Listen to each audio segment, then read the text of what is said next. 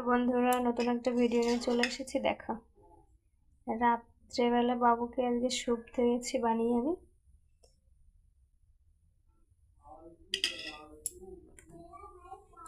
দেখো, স্যুপ বানাতে গেলে এটা লাগে। তোমাদের বাড়িতে যে কোনো সবজি ধরো বাচ্চারা খেতে চায় না, একটু আলাদাভাবে বানিয়ে খাওয়ানো যায় বাচ্চাদেরকে।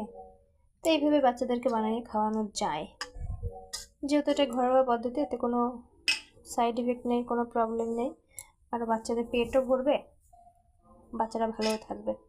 তো বাড়িতে নিয়ে নিলাম বানিয়ে এগ স্যুপ। তো এগ স্যুপ কেমন লাগছে দেখো, খাওয়ার পরে বোঝা যাবে, যেহেতু আমি টেস্ট করেছি, খুব সুন্দর খেতে হয়েছে। এখন সবে নামিয়েছি, খুব গরম। তোমরা এইভাবে বাড়িতে ট্রাই করতে পারো বাচ্চাদের জন্য। এসবটা দেখতে বা কেমন হয়েছে, টেস্ট কেমন হয়েছে, তুমি তো না খেয়ে বলতে পারবো না, তবুও দেখে বলো কেমন হয়েছে।